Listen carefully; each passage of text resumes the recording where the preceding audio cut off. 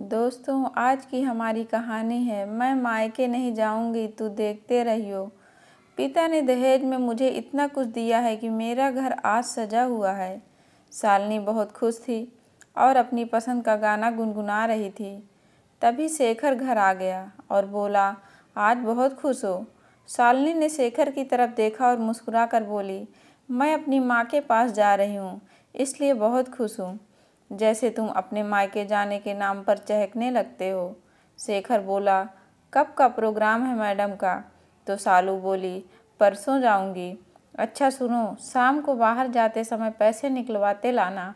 जैसे ही शालिनी ने बोला, शेखर तुरंत बोल पड़ा, क्यों?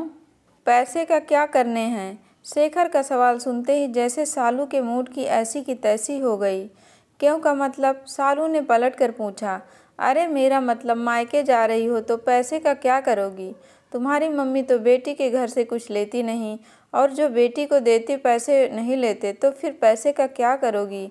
शालिनी को शेखर की इन चिकनी चुपड़ी बातों पर बहुत गुस्सा आया और शेखर की बाहें जो उसने बहलाने के लिए शालिनी के गले में डाली थी, उन्हें झटकते हुए शालिनी तुरंत बोली, चलो रहने दो, मत निकलवाना पैसे। मैं एक काम करूँगी, जो भी खर्चा होगा पापा से ले लूँगी और कहूँगी थोड़े बहुत शेखर के लिए भी दे दो। और ऐसा कहकर वो किचन की तरफ चली गई। ऐसा सुनकर तो मानो शेखर के पैरों के नीचे से ज़मीन खिसक गई और वो शालिनी के पीछे पीछे भागा और बोला, ये क्या कर रही हो तुम? पागल हो गई हो क्या? मुझे क्या कमी है जो मैं उनसे पैसे लूँ?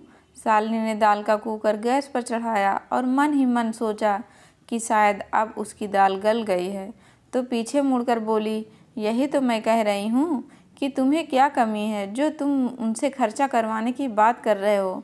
मैं तो बस क्या शेखर? शालिनी ने मुंह घुमाते हुए कहा, वैसे तुमसे जो पैसे मैं मांग रही थी वो तुम्हारे घर की शॉपिंग के लिए ही मांग रही थी।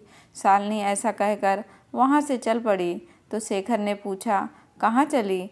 तो शालिनी बोली, मैं घर पर फ़ोन करके मना करने जा रही हूँ कि इस बार शेखर का हाथ थोड़ा तंग है तो मैं नहीं आ पाऊँगी, और अब मैं घर पर काम करूँगी, जैसे ऑनलाइन कोचिंग की तरह कुछ शुरू करूँगी और अपने पैसे खर्चा करूँगी।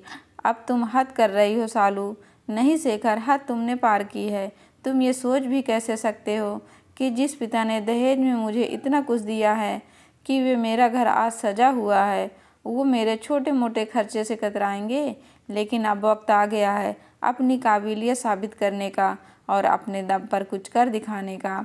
अब मैं कोचिंग के ज़रिए बच्चों को पढ़ाऊंगी और अपनी इनकम बनाऊंगी, तो अब मैं मायके नहीं जाऊंगी, तू देखते रहियो। शालिनी ऐसा कहकर शेखर को चिढ़ाकर वहाँ से चली गई और शेखर वहीं खड़ा उसके बारे में सोचता रह गया।